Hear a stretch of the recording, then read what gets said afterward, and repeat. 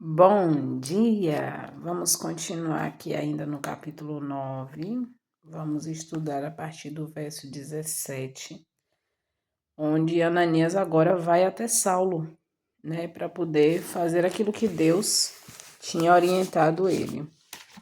E o verso 17 diz: E Ananias foi pelo caminho e entrou na casa, e impondo as suas mãos sobre ele, disse: Irmão Saulo.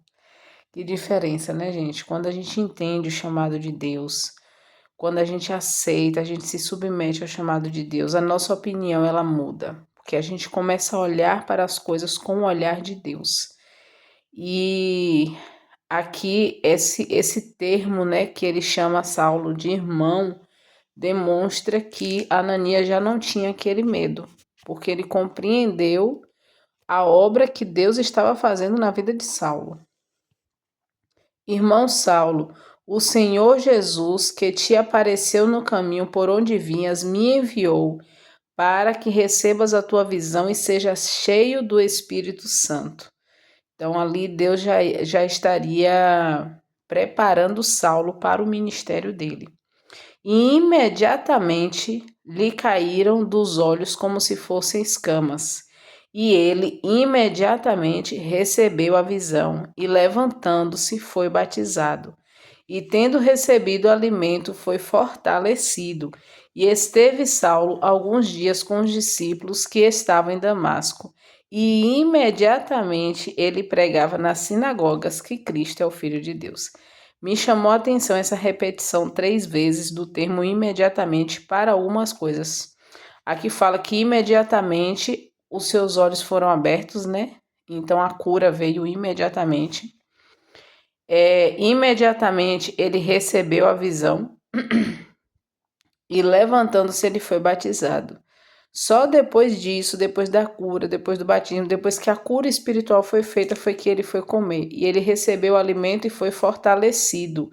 E depois repete de novo, imediatamente agora ele pregava a respeito de Cristo. E é interessante porque mais à frente as pessoas ali não entendiam, né? Porque ele tinha ido lá para perseguir aquelas pessoas e agora ele estava pregando o mesmo Cristo que aquelas pessoas acreditavam. E no verso 23 fala assim, ó, tendo passado muitos dias, os judeus tomaram conselho para matá-lo. Mas Saulo tomou conhecimento do complô, e eles vigiavam os portões de dia e de noite para o matarem. Então os discípulos tomaram-no de noite e desceram-no pelo muro dentro de um cesto. Muito rápido, Saulo começou a ser perseguido também. E eu imagino que justamente por conta da sua consciência de tudo que ele havia feito com os discípulos, diante das perseguições, diante dos sofrimentos, nós vemos que Saulo, ele não reclama, ele não, ele se submete a tudo isso, né? A gente vê lá na frente ele dizendo que ele sabe o que é viver em qualquer circunstância, na abundância, na falta. Então, assim, eu acredito que esse passado de Saulo também fortaleceu muito a fé dele, para que ele pudesse enfrentar e suportar todos os sofrimentos. Lembra que ontem Deus falou com Ananias que ele mostraria para Saulo o quanto importaria ele sofrer pelo nome de Cristo.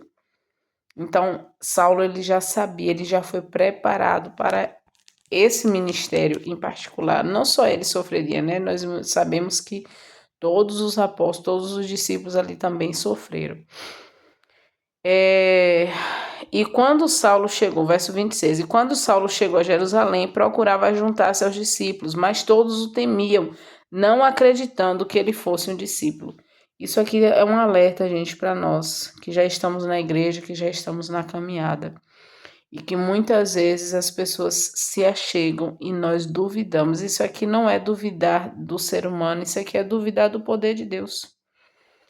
É certo que há pouco tempo Saulo estava lá consentindo na morte de Estevão, mas Deus havia feito uma obra de transformação. Então não existe ninguém que esteja longe do alcance de Deus. Enquanto a pessoa ela tem vida, Deus pode realizar uma obra na vida dessa pessoa. E aqui fala que Barnabé, verso 27, mas Barnabé tomando trouxe aos apóstolos e lhe declarou como ele vira o Senhor no caminho. E este lhe falara, e como em Damasco falara ousadamente em nome de Jesus. Então, Barnabé agora foi lá e contou tudo o que havia acontecido e de como Saulo agora ele estava pregando a Cristo, né, em vez de perseguir as pessoas. E estava com eles entrando e saindo de Jerusalém e falava ousadamente em nome do Senhor Jesus e disputava com os gregos, mas eles procuravam matá-lo. Saulo agora já começou a ser perseguido em todos os lugares que ele ia. Quando souberam os irmãos, desceram na correira e desceram a Cesareia e o enviaram para Tarso. Então as igrejas em toda a Judéia e Galiléia e Samaria tinham descanso e eram edificadas, e andando no temor do Senhor e na consolação do Espírito Santo, se multiplicavam. Então, houve um tempo ali agora, depois daquela perseguição incessante, Deus ele traz o maior dos perseguidores para o seu lado, e as pessoas agora começam a perseguir Saulo, mas a igreja encontrou descanso para que ela pudesse ser edificada ali. E eles permaneceram, né? Eles andando no temor do Senhor e na consolação do Espírito Santo. Ou seja, não era tudo simples, não era tudo fácil, mas eles tinham o Consolador ao lado deles. Eles se multiplicavam. Então, que nós possamos estar realmente preparados para receber aqueles que são convertidos, né? Recém-convertidos, dando credibilidade, né, para essas pessoas, independente do passado delas. E também que nós possamos permanecer no temor do Senhor, permanecer com a presença, com a comunhão, com a consolação do Espírito Santo. E Cristo, ele vai multiplicar, ele vai edificar, construir, estabelecer a vontade dele na nossa vida. Que Deus nos abençoe.